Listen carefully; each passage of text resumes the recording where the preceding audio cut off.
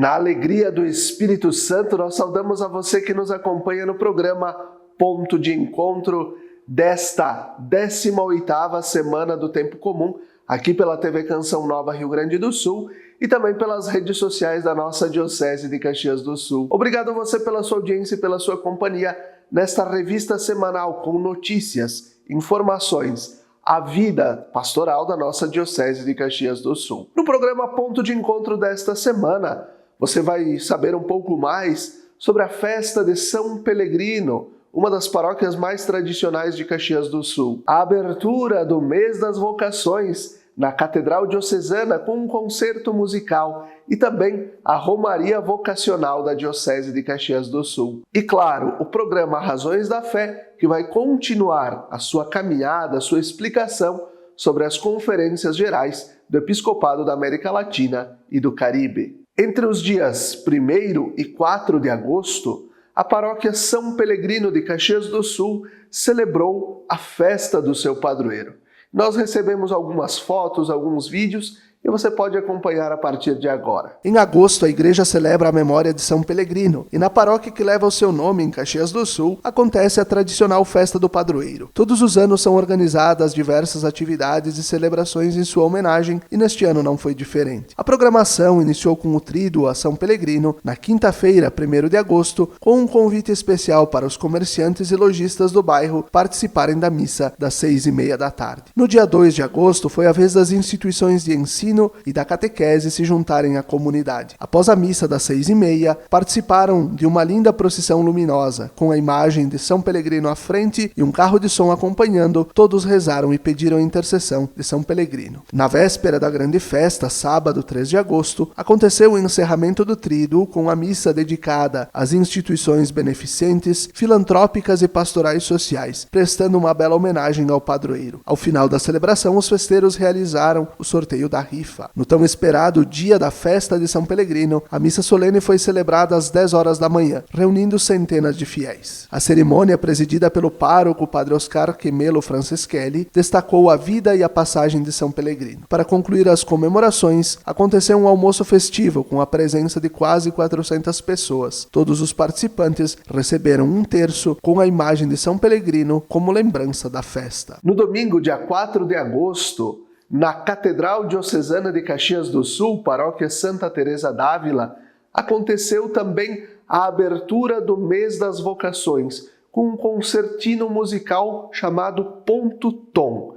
Vozes, flautas e violões. Esse recital deu vida à animação litúrgica da Santa Missa e também depois apresentou canções para refletir que a Igreja, de fato, é uma sinfonia de vocações. A Igreja no Brasil celebra ao longo do mês de agosto a dimensão vocacional dos católicos que atuam na vida das comunidades e paróquias. Neste ano, o tema proposto pela CNBB recorda Igreja, uma sinfonia vocacional. Na Catedral de Caxias do Sul, paróquia Santa Teresa d'Ávila, a abertura do mês vocacional foi marcada pela missa e concertino Ponto Tom. O primeiro final de semana do mês vocacional é destinado à oração pelos ministros ordenados, bispos, padres e diáconos, sempre diante da oração para que o Senhor suscite no coração dos jovens o desejo pelo seu seguimento. A missa das 7 da noite do domingo, 4 de agosto, foi marcada pela homenagem aos sacerdotes. A celebração foi presidida pelo pároco, Padre Volney Vanassi, e pelo vigário paroquial, Padre Tiago Camossato. A animação dos cantos da missa foi feita pelo concertino de vozes, flautas e violões, que marcou a formatura das oficinas musicais Ponto Tom, sob a regência da maestrina Rosemary Venturim. O trabalho musical foi realizado durante 4 meses com oficina de canto, violão popular e erudito e flauta doce. As atividades foram realizadas na Escola Pro Música sob a orientação de Rosemary e do maestro Ivan Montanha. Ao final, os músicos também apresentaram um recital com canções cantadas e instrumentais.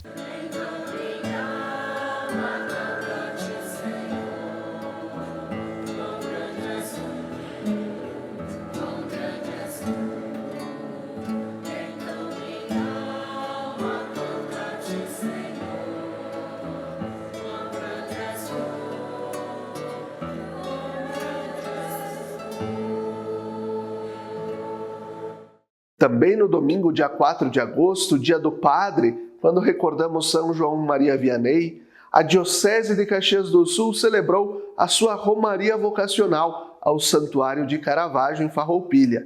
E você pode acompanhar a partir de agora. Na tarde do domingo 4 de agosto, abertura do mês das vocações, aconteceu a Romaria Vocacional da Diocese de Caxias do Sul. A atividade reuniu mais de 100 pessoas no Santuário Diocesano de Nossa Senhora de Caravaggio, em Farroupilha, no dia em que a igreja celebrou a memória litúrgica de São João Maria Vianney, padroeiro dos padres, e foi recordada a vocação dos ministros ordenados. Apesar do mau tempo que impediu a tradicional caminhada, os participantes rezaram o terço vocacional no Santuário Antigo e participaram da missa das 3 da tarde, no Santuário, presidida pelo coordenador da Pastoral Vocacional na Diocese, Padre Luciano Dalmolin, e concelebrada pelo reitor do Santuário, Padre Ricardo Fontana, e pelo assistente do Grupo Vocacional de Bento Gonçalves, Padre Miguel Mosena. A tarde foi concluída com uma confraternização. O encontro reuniu animadores vocacionais leigos, participantes dos grupos vocacionais de Caxias do Sul, Bento Gonçalves e Nova Prata, congregações religiosas masculinas e femininas, Instituto Secular, os seminaristas diocesanos e também membros da Escola Diaconal São Filipe. Neste ano de 2024, a CNBB propõe como tema para o mês vocacional: Igreja, uma sinfonia vocacional. Para o coordenador da Pastoral Vocacional, Padre Luciano Dalmolin, a Romaria expressou a verdadeira sinfonia vocacional presente na Diocese de Caxias do Sul. Nós realizamos no último domingo, dia 4 de agosto,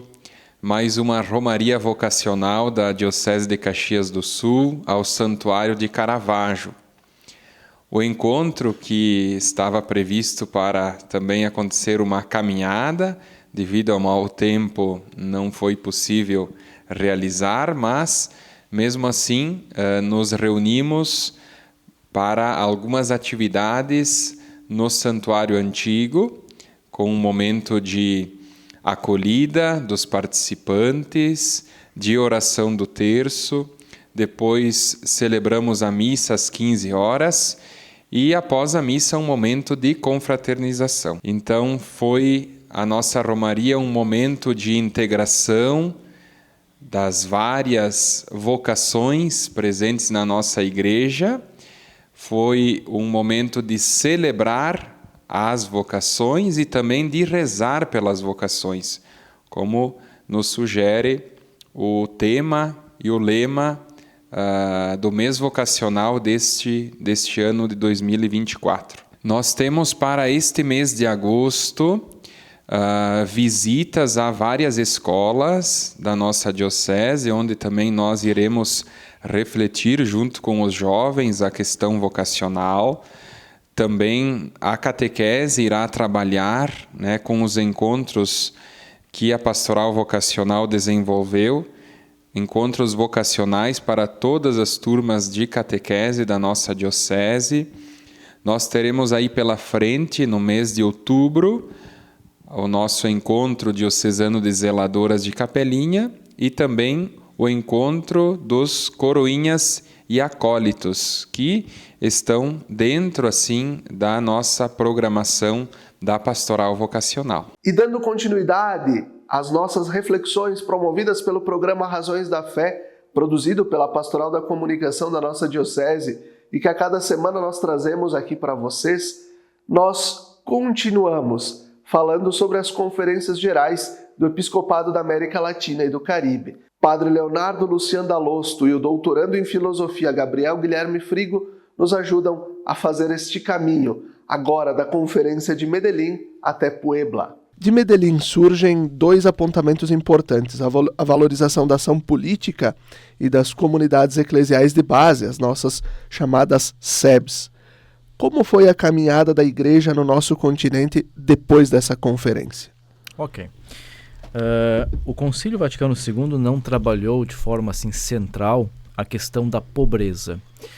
Inclusive o cardeal de Bolonha, à época, o cardeal Lercaro, disse: olha, o tema principal do concílio deveria ser o mistério de Deus nos pobres, mas isso acabou passando meio de forma periférica pelo concílio. E quem vai trabalhar isso, então, é Medellín. Medellín trabalha as estruturas de pobreza. Depois nós teremos lá em Puebla a formulação de um princípio, que é a opção preferencial, mas isso vem formulado um pouco depois. Porém, Medellín se dá conta da situação de injustiça, de opressão. Talvez o termo que mais fica evidente em Medellín é exatamente a ideia de opressão. Ou seja, há um povo oprimido e há uma igreja que não pode fazer ouvidos moucos a este povo oprimido. Ou seja, nós, como pastores, temos que escutá-los. É isso que os bispos deixam claro em Medellín. Como tu disseste, isso evidentemente vai gerar, né, a ideia de uma ação política, e aqui a ação política nós temos que entendê-la de uma forma correta, porque quando a gente fala de política hoje, nas nossas comunidades, as pessoas entendem a política como política partidária, como partidarismo. A ação política para a igreja é sempre entendida no sentido mais clássico, ou seja, o cuidado com o bem comum. E essa ação política ela é inerente à fé cristã. Jesus não existe fora da realidade. O Verbo se fez carne.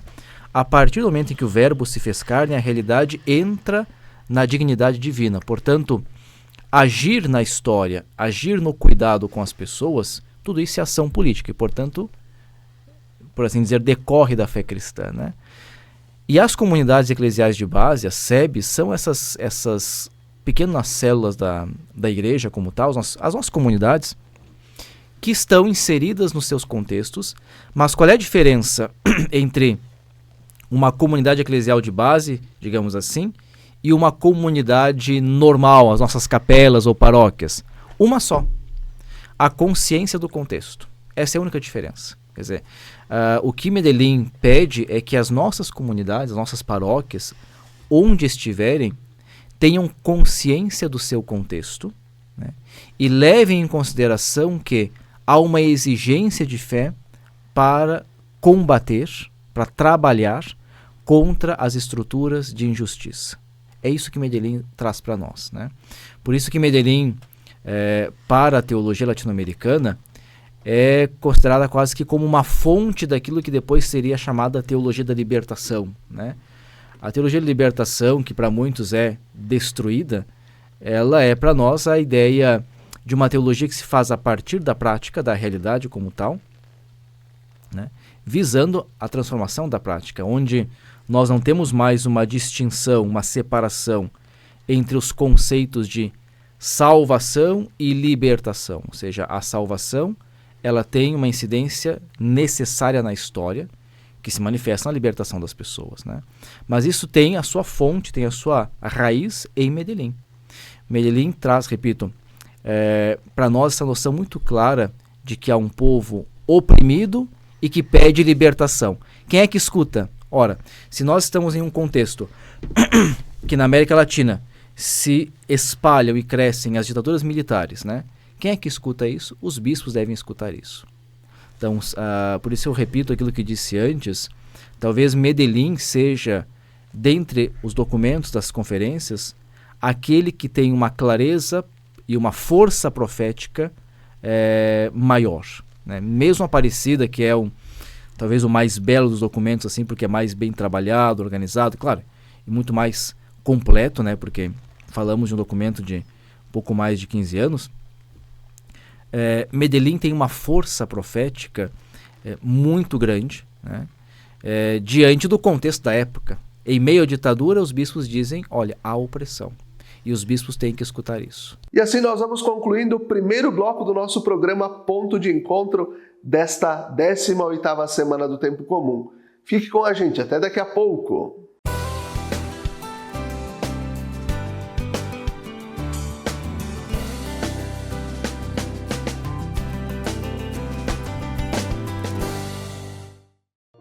Lembrai-vos, ó Puríssima Virgem Maria, que jamais se tem ouvido que deixasseis de socorrer e consolar a quem vos invocou, implorando a vossa proteção e assistência.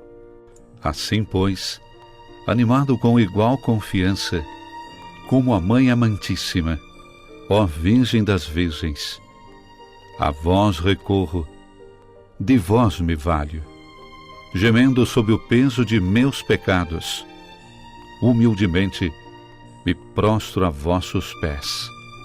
Não rejeiteis as minhas súplicas, ó Virgem de Caravaggio, mas dignai-vos de as ouvir propícia e de me alcançar a graça que vos peço. Amém.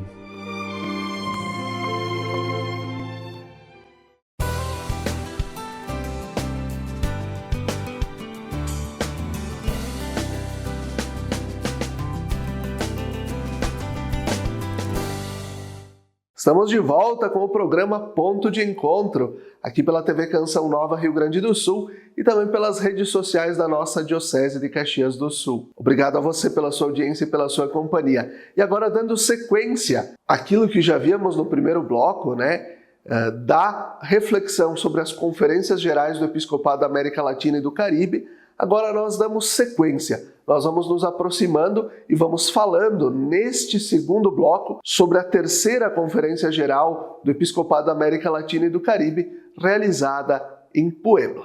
Qual a relação entre Medellín e a conferência que segue uma década depois, que é a de Puebla, com a teologia da libertação? Como é que a gente pode... O Padre Leonardo diz que dali de Medellín surge muito na prática a questão da teologia da libertação. Mas como se faz esse caminho entre Medellín e Puebla e como vai se desenvolvendo também a teologia da libertação? Perfeito. Eu diria que é uma relação de... Em primeiro lugar, é uma relação de imbricação. Puebla e Medellín estão completamente imbricadas, quer dizer... Não há Puebla sem Medellín.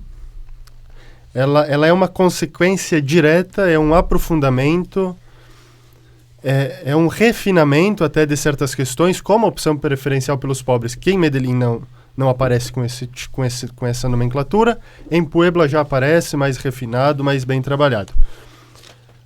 E com a teologia da libertação, é um pouco aquilo que o padre já trouxe, que é a ideia do desde onde nós fazemos teologia. Quer dizer, o que é que a partir da onde nós refletimos sobre a realidade, sobre os contextos sociais, sobre aquilo que acontece.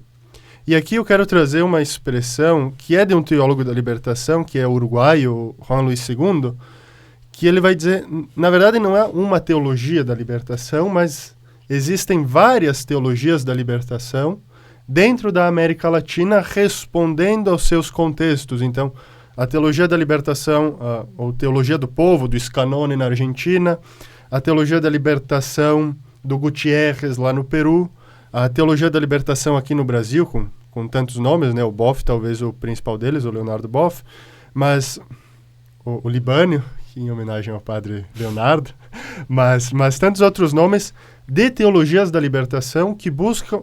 Juan Luis II, lá no Uruguai, mas teologias da libertação que buscam olhar as suas respectivas realidades e responder a elas. Dar voz a quem não tem voz, fazer com que as pessoas sejam ouvidas, mas que possam também falar, naquele esquema da colegialidade, que as pessoas, ou agora da sinodalidade com o Papa, que as pessoas possam ser ouvidas, mas possam também falar. E o ponto aqui que eu chamo a atenção é o desde onde, a partir da onde se fala, a partir da onde se faz teologia. E eu vou trazer aqui um trecho de Medellín que diz o seguinte: esta evangelização, que é o foco principal das conferências, é a evangelização, é a igreja na relação com o mundo e a sua relação com a igreja. Medellín diz assim: esta evangelização deve estar em relação aos sinais dos tempos. Não pode ser atemporal ou não histórica. De fato, os sinais dos tempos em nosso continente, na América Latina, são expressos, acima de tudo, na ordem social e constituem por si um lugar teológico. Aqui também um ponto bem importante, que é a historicidade da teologia e que se faz presente nas conferências, assumir a história na qual se vive, assumir a história na qual se está. Por quê? Porque a história é o local da manifestação de Deus. Deus não está afastado da história, mas se manifesta na história e se manifesta como um Deus que caminha com o seu povo, se faz presente com o seu povo. E a teologia da libertação aqui, ela é uma teologia da liberdade. Quer dizer, libertar das amarras, libertar da desigualdade, libertar das escravidões do mundo moderno. Tudo aquilo que escraviza e prende, essas correntes, esses grilhões, dá para dizer assim, tem que ser quebrados para a liberdade plena. Por quê? Porque a liberdade ela é condição de salvação. Só aquele que é verdadeiramente livre pode ter as condições de se salvar. E essa liberdade passa também por princípios sociais. E aqui é bem interessante, trago Tomás de Aquino, um teólogo um pouco mais clássico, mas Tomás de Aquino vai dizer que para a salvação também são necessárias as condições materiais, né? Ninguém salva a alma sem salvar o próprio corpo. Então, a alimentação, as condições de bem-estar, elas são necessárias para a salvação, e que em muitos casos era isso que esses teólogos denunciavam, né? A falta dessas condições mínimas, muitas vezes. Talvez aqui, se eu pudesse só completar, mas o Gabriel trouxe a ideia, trouxe a expressão, né, lugar teológico. E lugar teológico, na teologia clássica, eram as fontes da teologia, onde nós, a partir de onde nós buscávamos informação. Então, a Escritura, os concílios, o magistério dos papas, a patrística, enfim. Na América Latina, o lugar teológico é a partir de onde eu faço teologia, né? Quer dizer, é o chão de fábrica. E aí, nesse sentido, o contexto não é apenas o contexto do povo brasileiro, mas a mulher é um contexto específico, o indígena é um contexto específico, o negro é um contexto específico, o migrante, né? O miserável. A Amazônia, né? A Amazônia como contexto ecológico específico. Então, nesse sentido, tudo isso brota, de certa maneira, de Medellín. É Medellín que nos dá a noção destes contextos todos, né? A partir do qual, ou seja, do lugar como lugar teológico, nós pensamos a teologia. E só para concluir isso, o Papa Francisco, num documento lançado ano passado, uma pequena carta chamada Ad Theologiam Promovendam, ele fala: toda teologia hoje tem que ser contextual. Tem que ser indutiva, ou seja, partir da realidade, e contextual, para que a igreja possa ser de fato uma igreja em saída. Nós podemos, para concluir o programa, dizer que Medellín apresentou caminhos para a igreja na América Latina e não somente uma utopia? Podemos dizer isso? Bom, a palavra utopia ela é uma palavra muito discutida na teologia, né? Para uma parte dos teólogos, utopia é uma realidade necessária. Para outros não, mas enfim, essa é uma discussão. Agora, Medellín, talvez mais do que caminhos, eu volto a bater, Medellín traz para a igreja a consciência da realidade, né? Por quê? Porque os caminhos que a igreja vai tomar no Brasil não serão os mesmos que ela irá tomar na Argentina, por exemplo, ou no Peru, ou no Uruguai, ou no Paraguai, porque são povos distintos, são culturas distintas, né? E tomar consciência da realidade me faz entender que é naquele contexto específico e com aquele povo específico que eu tenho que pensar os caminhos.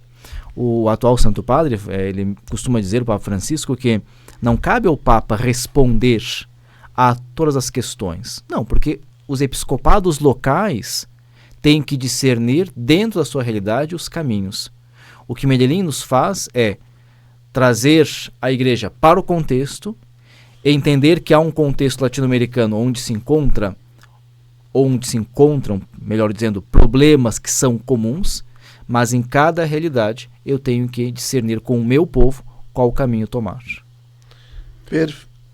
Não, eu ia dizer por isso que se fazem teologias, né, que respondem aos seus problemas específicos, nos seus contextos específicos aqui da América Latina, porque o nosso contexto aqui da nossa diocese é muito diferente do contexto do Peru, por exemplo, lá onde o Gutiérrez fazia a sua teologia, né? Exato. E onde pensava as questões do seu povo. Mas não significa que aqui não se faça ou não se possa fazer. Não, deve-se fazer à luz desse contexto. E um ponto que eu queria só complementar é que, no fundo, essa teologia da libertação, essas teologias da libertação, são também teologias da esperança. Porque elas não apresentam só as mazelas, mas elas apresentam a possibilidade da construção do reino de Deus em Jesus Cristo, né?